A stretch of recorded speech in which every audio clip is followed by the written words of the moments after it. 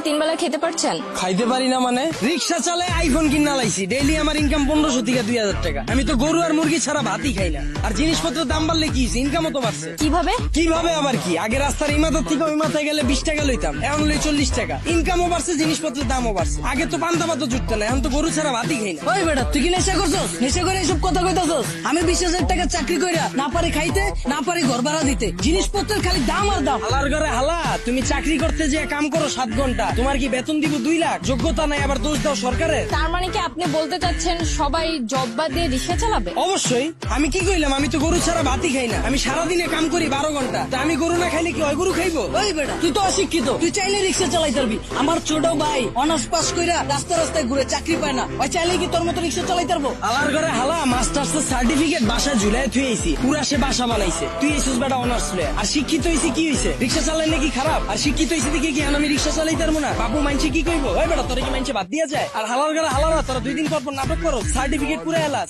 Honours masters pass করছো টাল্টিবেল্টি করে, চাকরি পাবি কইতে? যারা পাওয়ার হেরা পায়, এরা নিজেরা ওইভাবে তৈরি করে। তোরা 10 লাখ বেকার ঘুরস কি লিগা? সরকারের দোষ দাস কি লিগা? তোরা যখন বুঝছস যে তগরে দিয়া পড়ালে হইব না, করতে গেছিস কে জোর করে? ও বুঝছি, সার্টিফিকেটের লেগা না? বিয়ার সময় যেন কইতে পারো যে আমি গ্রাজুয়েট, আমি ইঞ্জিনিয়ার, আমি শিক্ষিত। গন্ডামি বাদ দিয়া তোর বাইরে রিক্সা লয়ে বেরিতে। তার মানে আপনি কি বলতে চাচ্ছেন, আপনি নিজেও অনার্স মাস্টার্স কমপ্লিট করছেন কিন্তু নিজেকে ওইভাবে তৈরি করতে পারেননি, যার কারণে আপনার জব হয়নি? হ্যাঁ অবশ্যই, মিছা কথা গুমুকে। আমি নিজের ওইভাবে তৈরি করিনি, আমি জবও পাইনি, আমি রিক্সা চালাই না শুরু করছি। আর এই যে 10 লাখ বেকার ঘুরতেছে, একটাও কি বুকে হাত দিয়ে কইতে পারবো নিজে সর্বোচ্চ চেষ্টা করছে? আর এই যে 10 লাখ বেকার ঘুরতেছে, একটা বুকে হাত দিয়ে কইতে পারবো নিজে করে ওইভাবে তৈরি করছে, নিজে করে সর্বোচ্চ চেষ্টাটা করছে, তাও চাকরি পায় নাই? সারা রাত খেলছে কাঠ, সারাদিন গার্লফ্রেন্ডের সময় দিছে, ওরা চাকরি পাইবো কইতে? যারা পাওয়ার হেরা পায়। আর গ্রাজুয়েশন কমপ্লিট করছিস ভালো কথা, বইয়ের ব্যবসা কর, উদ্যোক্তা হ, ঝুঁকি ল, 1000 মানুষের লেগে রাস্তা খোল, এসব বন্ডামি বাদ দে। কিন্তু বাংলাদেশের মতো এরকম গরিব দেশে দ্রব্যমূল্যের দাম বাড়াটা কি স্বাভাবিক? ভাই খারাপ, এই দেশ গরিব দেশ কেটা কইছে আপনাদের? এই দেশে 150,000 কোটি টাকার সিগারেটই বিক্রি হয়, বিশ্বের ভিতরে 5 নাম্বার বিড়িখোর বাংলাদেশ।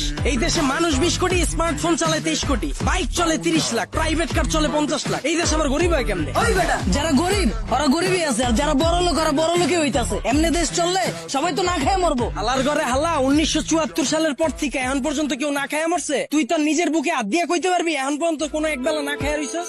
হালার ঘরে হালা, 3 বেলা তো ভাত খাসি, লগে আবার বিকালের নাস্তাও মারা। আর যে কস জিনিসপত্রের খালি দাম বাড়তাছে, খামু কেমনে? জিনিসপত্রের দাম বাড়লে খাস কে, কিনস কে? বুঝে আমারে? তাহলে কি আপনি বলতে চাচ্ছেন সাধারণ মানুষ না খেয়ে থাকবে? এনে আপনি আবার সাধারণ মানুষ কই পেলেন? এনে তো সবাই অসাধারণ, আমরা সবাই বাংলাদেশি, আমরা সবাই এক। একটা জিনিসের যদি দাম বাড়ে, আমরা যদি এটা খাওয়া বা ব্যবহার করা বন্ধ করে দিই, দেখি ব্যবসায়ীরা কার কাছে বেচে। যখনই আমরা খবর পাই কালকে থেকে পেঁয়াজের কেজি 20 টাকা বেড়ে যাবো, ওই দিনে যাই আমরা দোকানে ভিড় করে লাই, তো দোকানদাররা তো আমরা বুঝেই দিতাছি পেঁয়াজের কেজি 20 টাকা হোক আর 2 লাখ টাকা হোক, আমরা কিনা খামুই। যেটা মার্কেটে চাহিদা বেশি থাকবে ওটার দাম তো বাড়বই। আমরা যদি সিদ্ধান্ত লই আমরা খামু না, ব্যবসায়ীরা বেচবো কার কাছে? আর পৃথিবীর যখন জন্ম হয়েছিল তখন কি এত খাওয়ান দাওয়া ছিল? তখন কি এত বার্গার ছিল, পিজা ছিল? তখন কি মুরগির কালাবুনা ছিল? কে মানুষ শাক পাতা খেয়ে বাচ্চা রইছে না? আর সরকারের দোষ দিয়া লাভ কি? আমরা জনগণ নিজেরাই তো চুতিয়া। একটা জিনিসের দাম বাড়লে আমরা ফ্রিজ ভরা শুরু করে দিই, ফ্রিজ ভরা বন্ধ